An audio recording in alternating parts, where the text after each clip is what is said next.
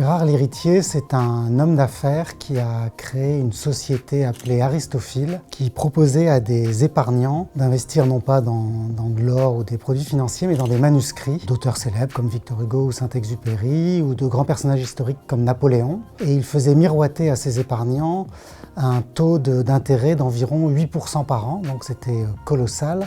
Et 18 000 épargnants ont ainsi souvent investi toutes leurs économies dans ces manuscrits proposés par M. Gérard l'Héritier.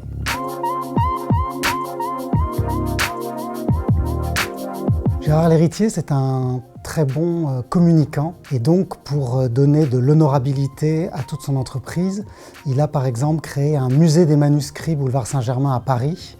On avait l'impression que c'était une sorte de musée officiel. Il y a reçu 3 présidents de la République. Il organisait beaucoup de rencontres avec des écrivains célèbres, des journalistes célèbres, notamment Patrick Poivre d'Arvor. Il remettait des prix à des personnalités importantes, comme au secrétaire perpétuel de l'Académie française.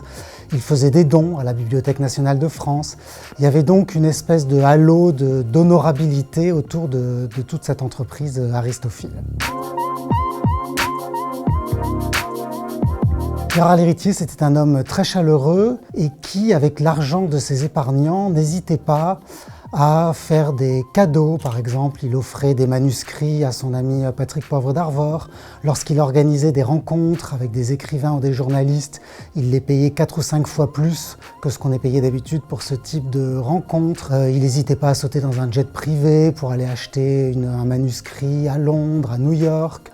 Donc il y avait comme ça toute une espèce d'image d'homme qui baignait dans ce milieu de la culture, dans le milieu des ventes aux enchères, qui était très connu, très apprécié et qui faisait, c'est vrai, beaucoup marcher son carnet de chèques pour se créer, on va dire, des amis.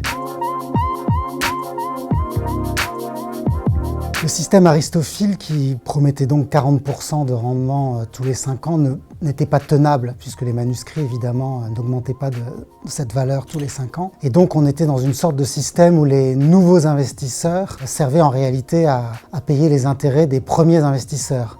Mais dans ces systèmes-là, dès que les investisseurs se font plus rares, il devient de plus en plus compliqué et bientôt impossible de rembourser les anciens investisseurs. Et vous avez une sorte de pyramide inversée qui, un beau jour, s'effondre.